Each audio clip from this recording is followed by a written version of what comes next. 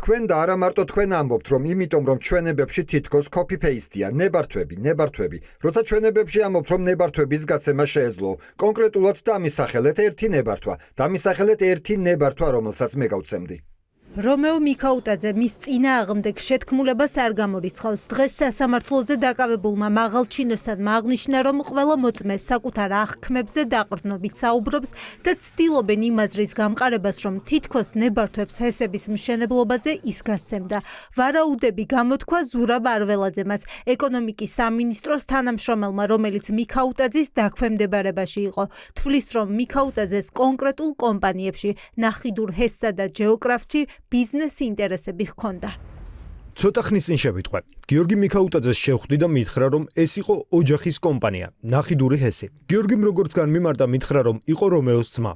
ჯეოკრაფზეც მსმენია საუბრები. ეს ისეთი ბიზნესია, სადაც ერთი გუნდი მოძრაობს. 250-მდე ინვესტორია და ყველასთან მიწევს შეხვედრა.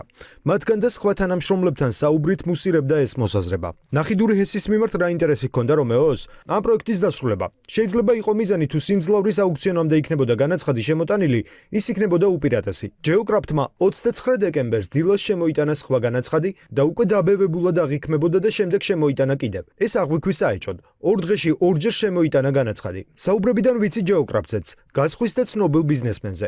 კვოტის მიცემა მოხდა და კვლავ მისი გადაყიდვა მოხდა. სასამართლოს ჩვენება მისცა მიქაუტაძის მეგობარმა კახა ქებურიამაც, რომლის პენსიონერი დედის სახელზეც ფიქტიურად გააფორმა მიქაუტაძემ წეროვანში მდებარე საცხოვრებელი სახლი. ქებურია ფლობდა კომპანია მომავლის ენერგიას, სადაც მეწილე იყო მიქაუტაძის რძალი, თუმცა ეჭვობს, რომ რეალური ინტერესი ჰქონდა თავად ყოფილ მაღალჩინოსანს. ქებურიამ პირდაპირ თქვა, რომ მიქაუტაძეს კომპანიის გაყიდვაში დახმარების სანაცვლოდ 400.000 მისცეს, ნაწილი ანგარიშზე, ნაწილი ნაღდი ფულის სახით. რომეო მიქაუტაძემაც იცოდა, რომ ყიდიდით კომპანიას და დაგვაკავშირა შპს ფერს. დავდეთ მათთან კონტრაქტი $4 მილიონ. კომპანიონები შეთანხმებულები ვიყავით, რომ ვინც კომპანიას გაგვაყიდინებდა 10%-ს გადავცემდით და გაყიდვის მერე მივეცით რომეოს $400,000. ნაწილი ჩარიცხვებით გვაქვს, ნაწილი ხელზე, ნაწილი მეუღლეზე. ზუსტად არ მახსოვს. ადვოკატს არ აქვს პასუხი, ჰქონდა თუ არა მიქაუტაძეს ეს შემოსავალი დეკლარირებული, თუმცა დარწმუნებულია, რომ კანონს საწინააღმდეგო მისი დაცვის ქვეშ მყოფს არაფერი გაუკეთებია. 400.000-ზე იყო საუბარი, რომელიც კომპანიის გაყიდვის შემდეგ მისცეს მიქაუტაძეს. ეს თუ აქვს დეკლარირებული ეს შემოსავალი?